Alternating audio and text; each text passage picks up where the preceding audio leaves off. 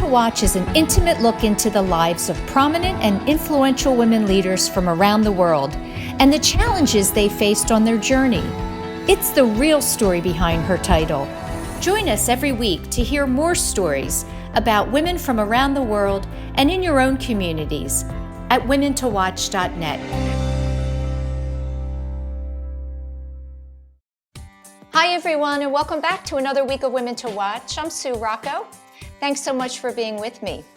Joining me in just a moment will be Maria Grasso, and Maria is the Chief Sales Officer for the Philadelphia Convention and Visitors Bureau here in Philadelphia. She has a great story of growing up here and working her way right up the ladder into the field that she loves with the Bureau. Don't forget to stay with us during the breaks where you'll hear from our exclusive watch team of corporate partners, bringing you news and information from their industries.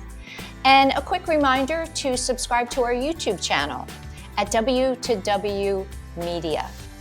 So now I'm very honored and excited to welcome to the show, Maria Grasso. Maria, welcome to the show. Thank you, Sue.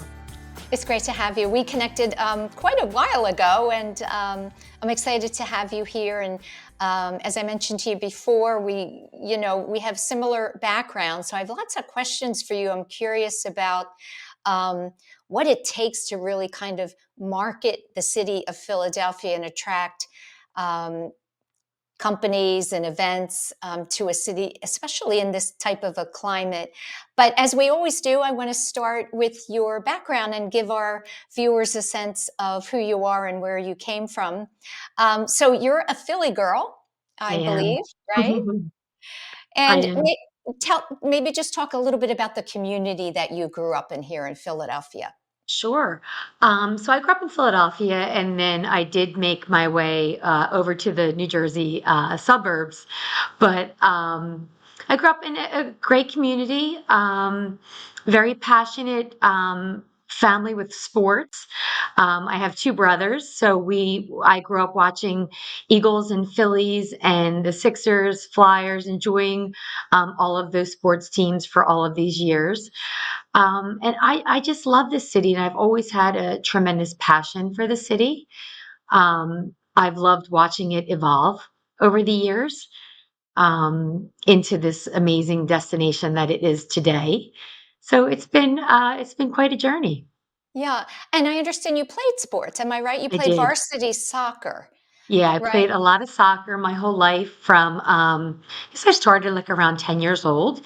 And then I stopped around 32 because those kinds of injuries, and when you have to show up for work the next day, they don't go hand in hand very well. Oh, you played into your 30s. I That's did. I did. I amazing. played in a men's league because they didn't have a women's Wow, league that I could play. Yeah, which is crazy. that's really impressive. You're just saying that as a side note, but I think that's really impressive. And I always believe that sports for young girls really helps build confidence and character.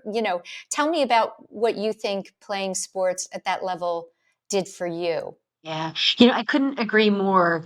And I was just thinking as you were laughing about the me finishing my soccer career on a men's soccer team, I guess it came full circle for me because when I started playing in the neighborhood, there weren't a lot of girls at my age level. So there were a few older girls in the neighborhood. So I played most of the sports with boys.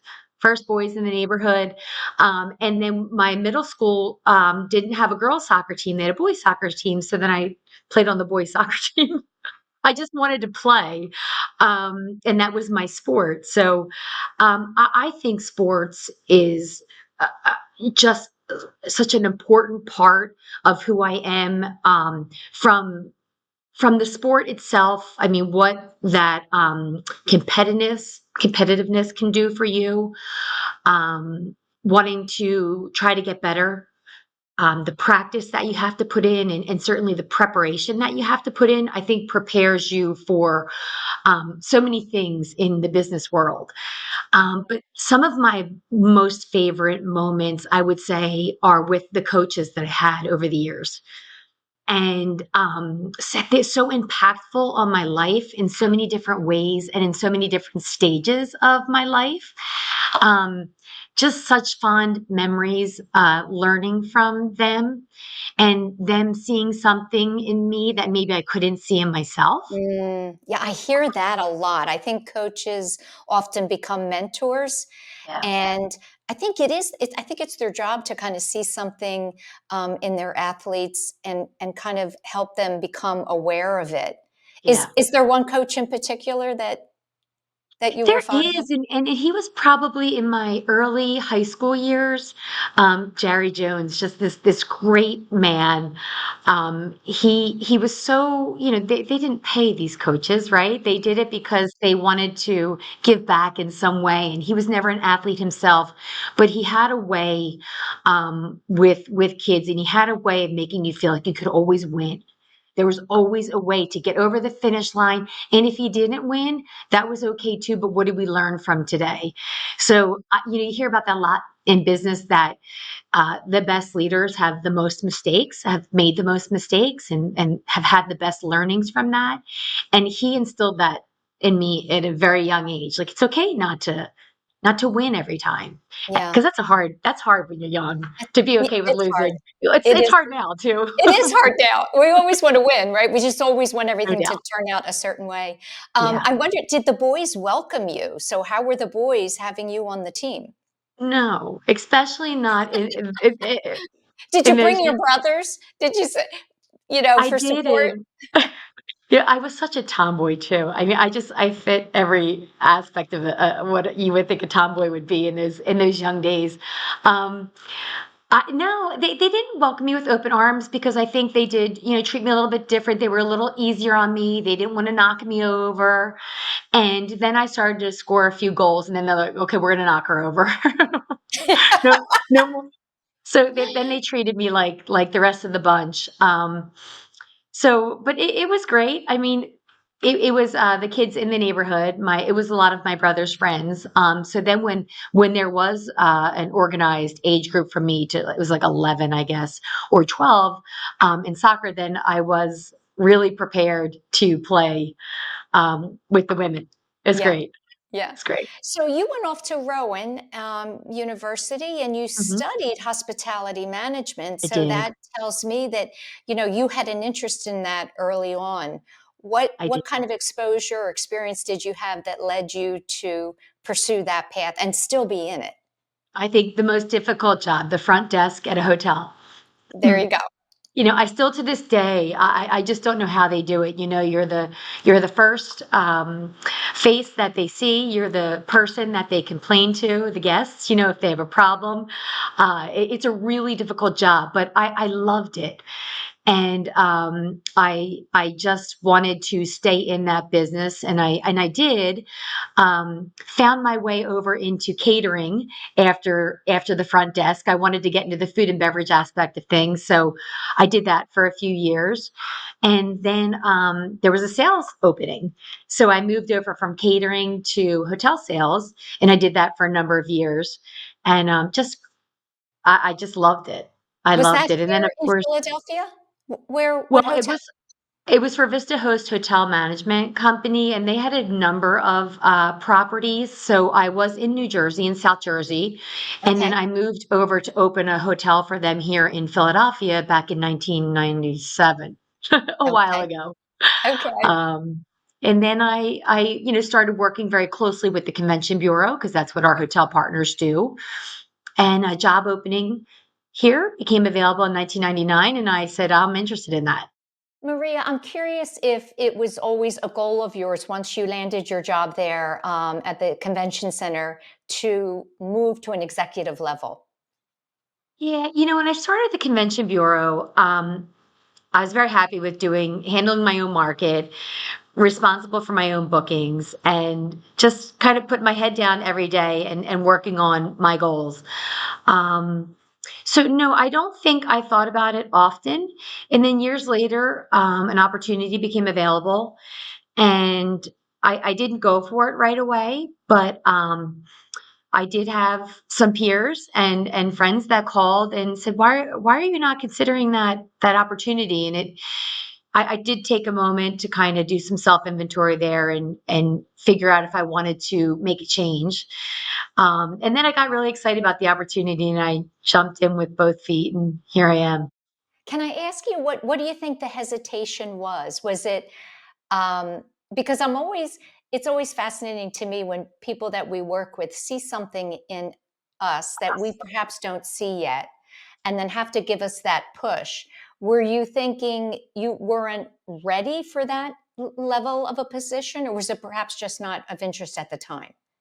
That's a great question. I don't know.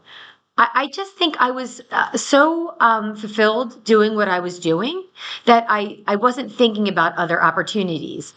But then when I did start, I had after a few of those phone calls that I took from my Yeah. peers, I really did say, why am I not? Why have I not?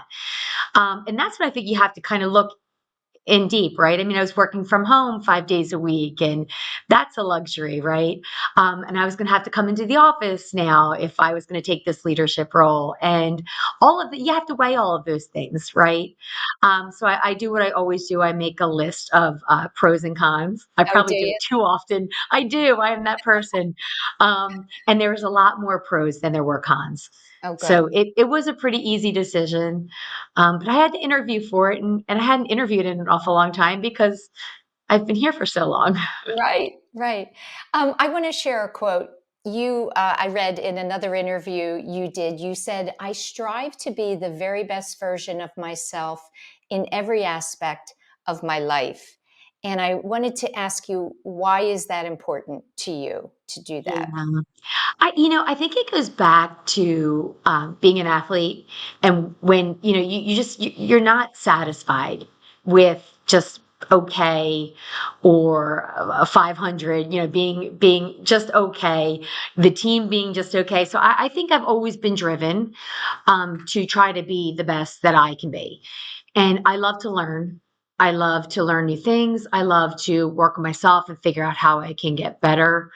So I think that's just a thing that we've been taught. Like in my family, it's something that my parents instilled in us. You shouldn't settle. Was really kind of a common conversation I had with my dad, and it didn't matter if it was the boy I happened to be dating at the time, or some big project I was working on.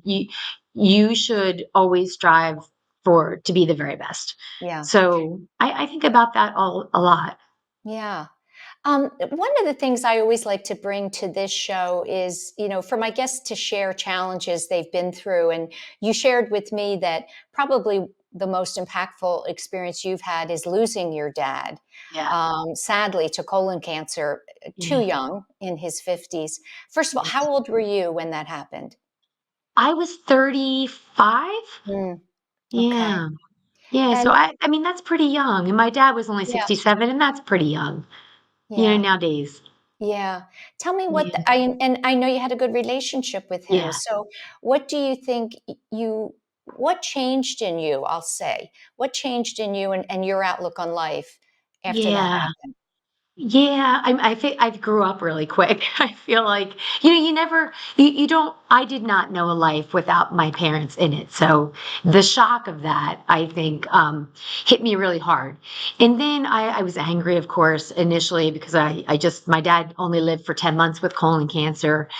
And I had to find a way to deal with my anger and my grief. Probably more grief, but was coming, representing in me. I felt like I was upset and angry. Um, and I wanted to do something. And my parents have always been that group in the neighborhood. My dad's like everybody's soccer coach or baseball coach or helping the family who needed something. That was how I grew up. So I decided to get involved with colon cancer research and fundraising, and there wasn't something in my immediate area, so I had to go to New York to start some charity work there. And I'm like, I can do this. I'm going to do this in Philadelphia. So just a few years after his passing, I started a charity for colon cancer, and so I think this is the 16th year and raised a Oh, little over wow. $3 million. What's the name of And it? It's called Get Your Rear in Gear, Philadelphia. Oh, Catchy. there you go. That's Yeah, catchy. Yeah. yeah. And with that $3.5 million we've raised, we impact a lot of people. We fund a lot of research, mostly around healthcare disparities right now, and certainly patient care and all of the other things that come along with it. But that was life changing for me because I could give back in Yeah. this matter. Yeah. Yeah, That's really wonderful. I mean, not a lot of people will, have a loss and feel the grief and anger, but not necessarily do something with that. So the yeah. fact that you did is I'm sure it's helpful Thank you. in some way. Listen, we're going to go into our first break, and when we come back, I want to talk about the Convention Center and Visitors Bureau and some of the projects that you're currently working on. All right. Stay with us as we go into our break, and we'll be back with Maria Grasso. Hi, my name is Christy McCaffrey. I'm the founder and owner of Be the Good Media, and I'm here to share some good news with you. Today, I wanted to share with you about a woman who is truly doing meaningful and impact-driven work in her community. Her name is Corinne O'Connell. Corinne is the CEO of Habitat for Humanity Philadelphia. And as CEO, Corinne and her team work to make sure that every person in our city has a decent place to live. I was truly inspired in speaking with Corinne on my show because it was just so clear how passionate she is about making a meaningful impact in her community and in the lives of those she serves, not just today, but for many more years to come. You can hear more of my conversation with Corinne at bethegoodmedia.com, and there you will also learn more about how Be the Good Media helps to amplify impact-driven missions and causes. Again, I'm Christy McCaffrey. Stay tuned here on Women to Watch Media for more good news.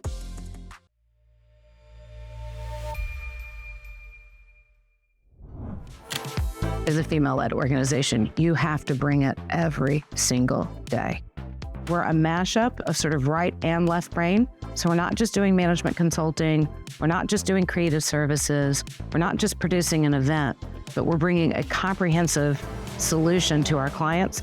And because of the way we approach it, we end up being bought into what it is that we're doing in a way that we truly have as much skin in the game as our clients do, whether it's bringing affordable internet to communities across the Caribbean, or it's helping Comcast with their Internet Essentials program, which is something we've been very proud to work on, or it's helping the NFL celebrate their centennial season by getting 1 million people to give at least 100 minutes to causes they care about, or helping the city of Philadelphia win the World Cup. So what's next for us? Well, we just hit just over 100 employees. I think we are at that tipping point, and I don't think there's anybody that does it better than we do. I'm Maggie Wilkinson, CEO of Athena Global Advisors, a company that is proudly based in Philadelphia.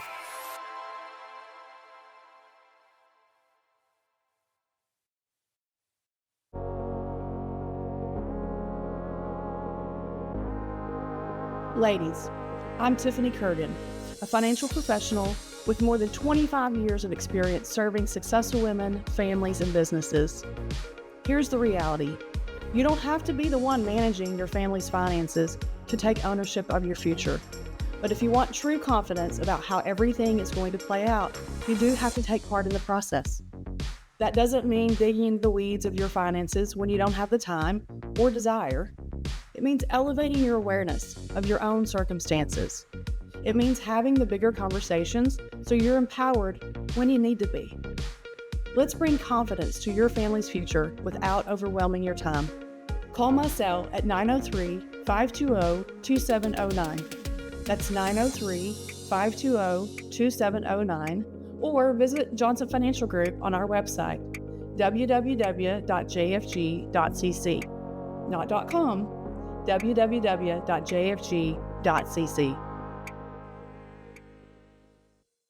Hi, I'm Dawn Zier, CEO, Board Director, and Executive Mentor to Fortune 500 executives through my work at the Exco Group, firm of experienced CEOs, board directors, and global business leaders who offer real-world experience to help organizations and senior leaders grow.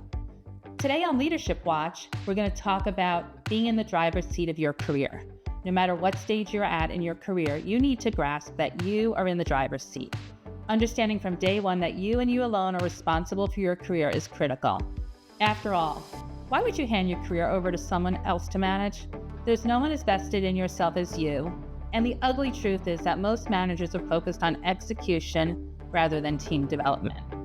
So how can you ensure that your career stays on track? First, make sure you have a clear set of agreed upon goals that are measurable, and if priorities shift, rewrite them with buy-in. 2, if you see something that can be improved upon or automated, don't wait to be asked, just do it. This is good advice for tech-savvy millennials and Gen Zs who can help lead the way with AI. 3, don't insulate yourself. Get to know other parts of the organization and network both internally and externally. Feel free to drive outside of your lane. And 4, while your career is yours to own, don't go it alone. Identify sponsors and mentors. Also, it's important to make self-reflection and self-assessment a habit. Think through where you want to be 5 years from now and create a roadmap for yourself. Does your current path get you there? Are you passionate about what you're doing? Do you feel challenged? Are you learning? Do you feel respected? And importantly, are you a cultural fit? And is the company a cultural fit for you? If you answer negative to any of these questions, it's likely time for some course correcting. Please follow me on LinkedIn at Dawn's Ear. And if you're a senior executive looking to grow in your career, check out excoleadership.com to learn more.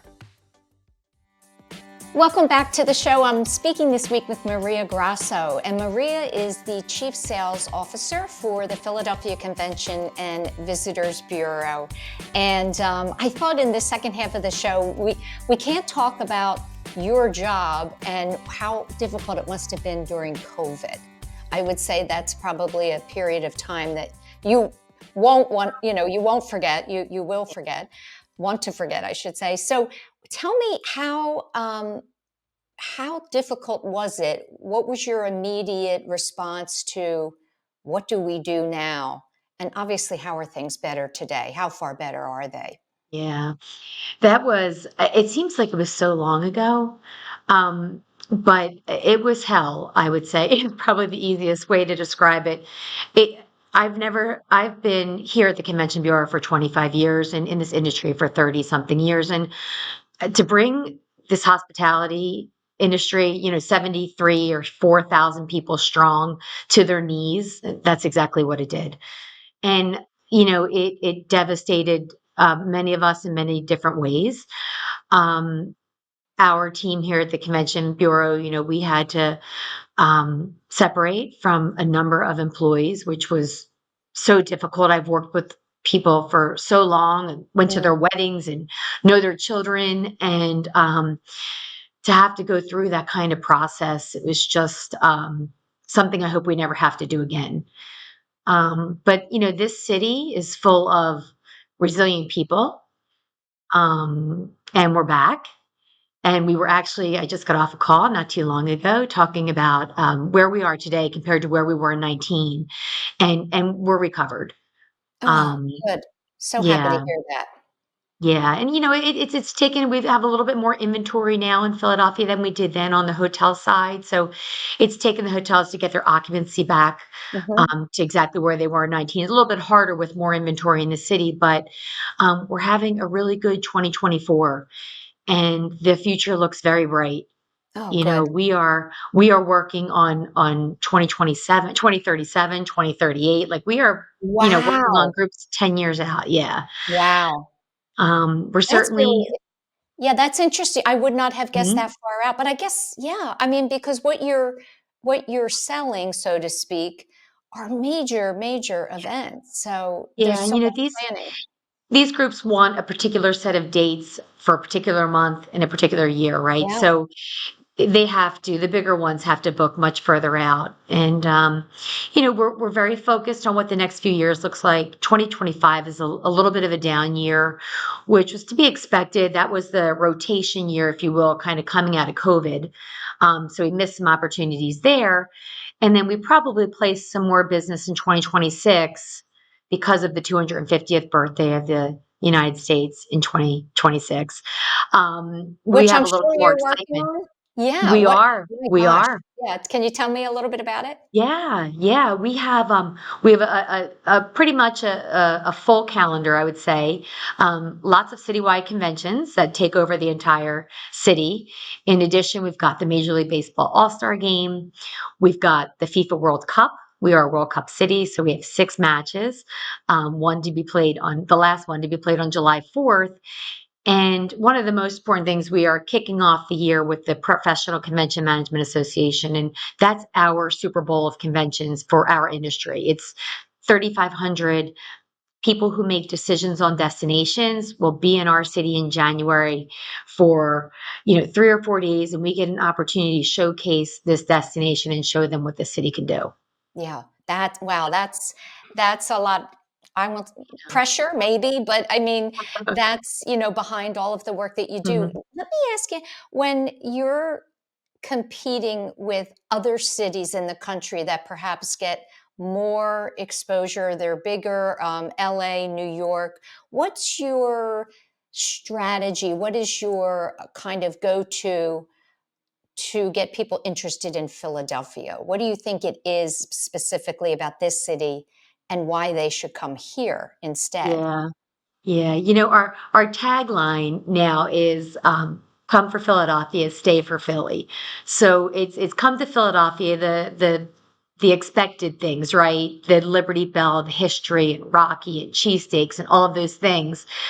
But once you come here and you experience this destination, you get this feeling of a unique charm, right? So we want you to stay for Philly, the authentic things that we Philadelphians love about our own city. And that's what I would say. I feel like we're a big little city. We're the sixth largest city in the United States. We've got an extremely vibrant downtown with a lot of people that live in Center City. But there's some small town feeling to it when you come here. You can walk, it's so walkable. We just won the second most walkable city in the United States. Not second, excuse me. It's the first most First, walkable, but right? the second time in a row. So we Yeah, won it last year. We won it again this year. that's awesome. Um, and that speaks to how small the feeling is here in Philadelphia, right? Yeah, If you can walk from river to river, experience all of the neighborhoods that make us so unique. So I think that's one of our biggest assets when we're yeah. selling the destination. Right. So much goes into pitching, Yeah. right, to an organization or a company. And for all that work, I don't know what the percentage is of yeses and nos, but I think it's one of the hardest things in Yeah. sales. And I wanted to ask you, what is your mantra for when you've put all that effort in and the answer is no, and they select someplace else? How do you move forward on to the next one? Yeah, that's always hard, right? It goes back to the competitiveness, and I'll tell you, the convention business is so competitive. Um, there's so many things that make you a great destination, from airlift. There's so much that goes into the sell for a single convention, and then you've got to be an expert on that type of convention, right? Is it American Academy of Neurology, or is it United Soccer Coaches Association, right? There's so many different things that we have to showcase in our destination as to why we're the best city for them. I think when we lose an opportunity, we certainly want to know why, right? I mean, that's one of the most important things, so that we can address it for the next best opportunity. But certainly learning, right? It's about we may not have gotten it because the convention center is not large enough, or the hotel package wasn't tight enough, or you know, we didn't have enough service to that one international destination that most of their attendees come from. So it could be a number of different things, but we really do go on a listening tour then to learn what we could do better Yeah, the next that time. is so important, asking why, finding out the why. And Mhm. it's rarely a personal, it's a business decision for a number of reasons. It is. Sometimes it gets personal though. You could have a board member who really wants it in their own destination or where their alma mater is, or Oh, we have gotten, we've lost for some interesting reasons, but for the most part, I think we don't lose many. We don't lose yeah, many. good. Yeah. Um, can I ask you, when you look back at your life so far, because you have a long way Yeah. to go, what do you feel most proud of in yourself, having reached this place? That's a tough question. Um, I'm not sure. That's what do I feel most proud about? I love what I do for a living, so maybe that's it, that I was able to find my niche early and and continue to kind of put the energy into that because I love my job. And not everyone can say that. So I feel fortunate that I still get charged up about what we do here. It's such great work. We impact so many people in Philadelphia, the community, the hospitality community. Um, and that's a great feeling, Yeah, when you can win a piece of business knowing what that's going to do for the frontline staff at hotels, right? They're going to right. be busy because if they're not busy, if we're not doing our job, this city isn't as vibrant as it is because not everybody's working and the hotels might not be open for lunch if we're not busy enough, right? They might only be open for dinner. And we think about all those things. It's important, it's impactful. Yeah, it's a lot for you to know that what the work you're doing, the success is impacting so many different people in Yeah. the city. And I would Um, say not that it's a recent revelation for us, but I think we've leaned into that a lot more in this post-COVID world. We saw what not having meetings and conventions can do to our community.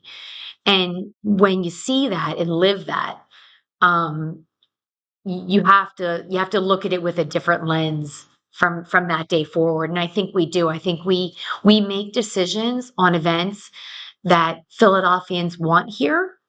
When we're looking for big events like World Cup and NFL Draft and bringing them back for a future opportunity, we think about those types of things and how it'll impact the community here in a positive way.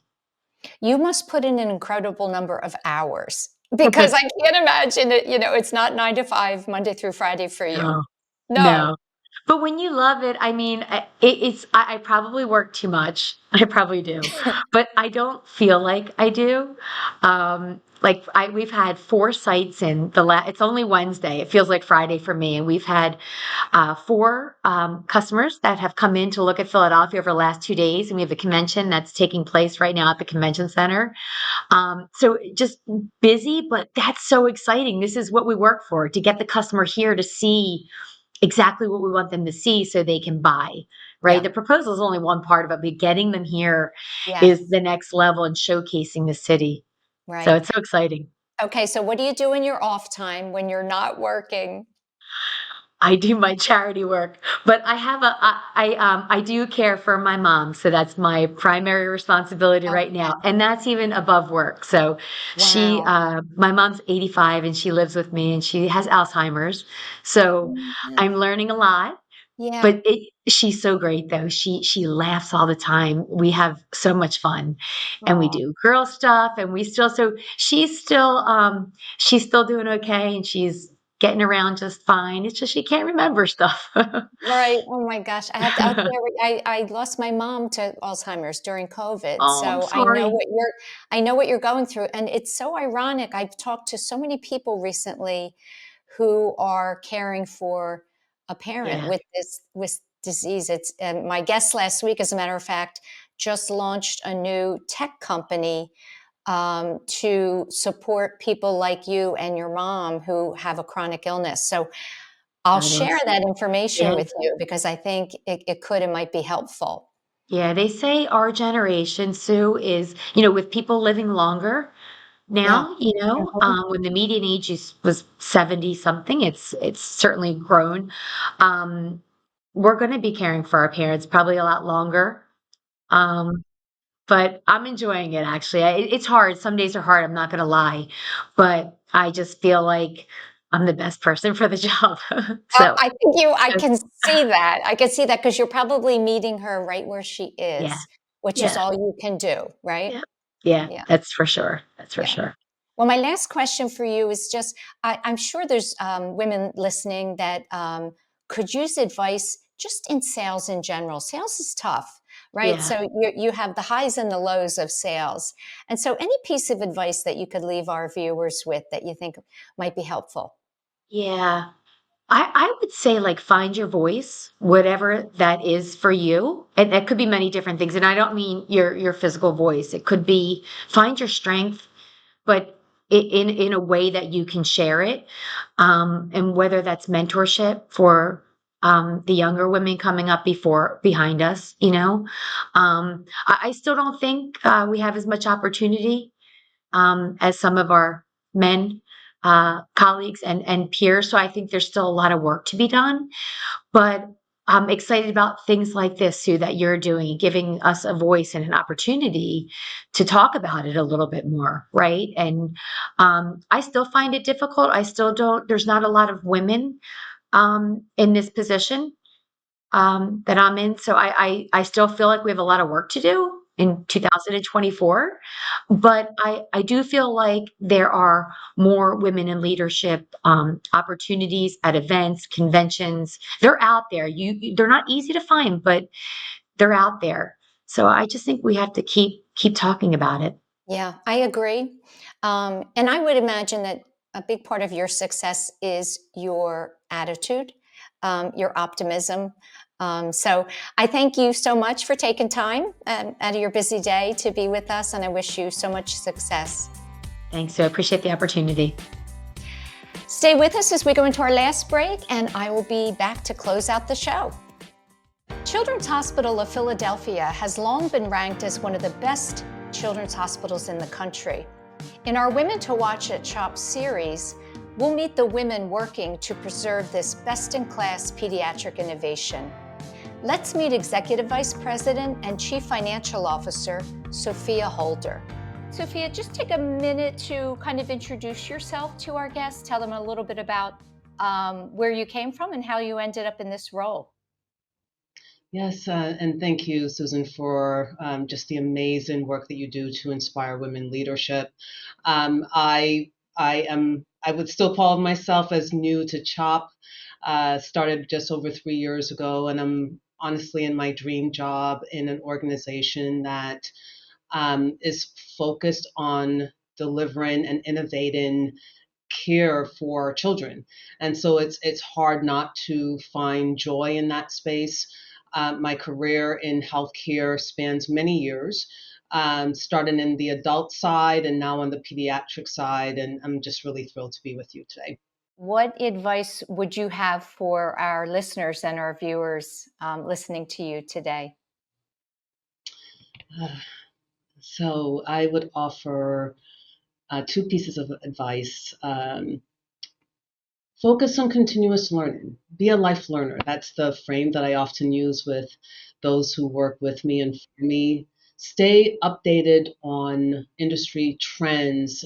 Continuously seek opportunities for learning and growth. Knowledge is power in any leadership role. I think the other piece of advice I would give is model authenticity. Be authentic and true to yourself. Authentic leadership builds trust and loyalty among your team and your peers, foundational to building effective teams and supporting cross-collaboration and partnership. Thanks so much to Sophia Holder for joining us. Stay tuned for more Women to Watch at CHOP.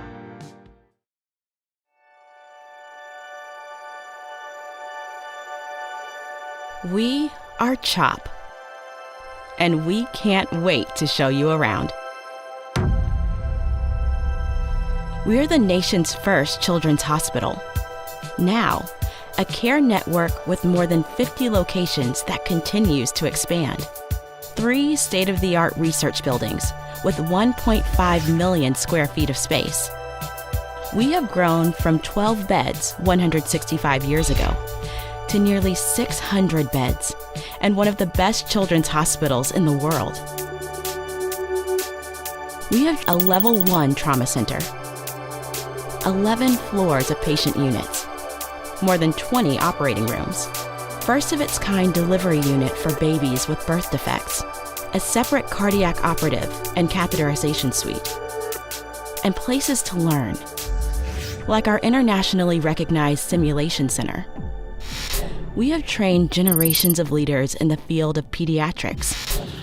We are world leaders in medicine, surgery, and science, one of the top recipients in NIH funding for pediatric research. In this building, pioneers in CAR T therapy, mitochondrial disease, brain tumors, hyperinsulinism, and other rare diseases. Here, groundbreaking work in fetal surgery, genetics and genomics, and neurology. In our newest building, leaders in social determinants of health, clinical informatics and epidemiology, autism, trauma and injury prevention. Our patients come from every state and 115 countries.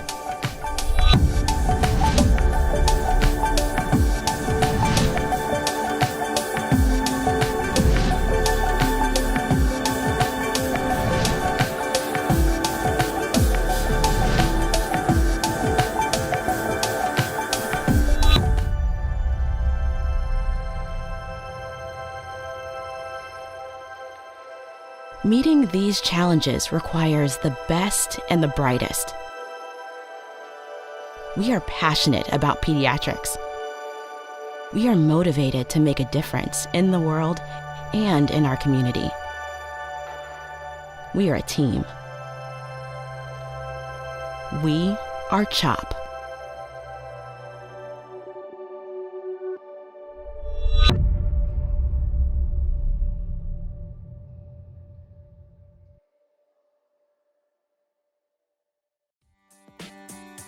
That's it, everyone, for another week of Women to Watch. Thanks so much for tuning in.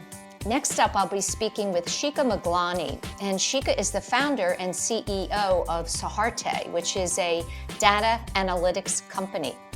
Thank you, as always, to our sponsors and Watch team members for helping us to bring you the show each and every week. I hope you have a great week, and I'll see you next time.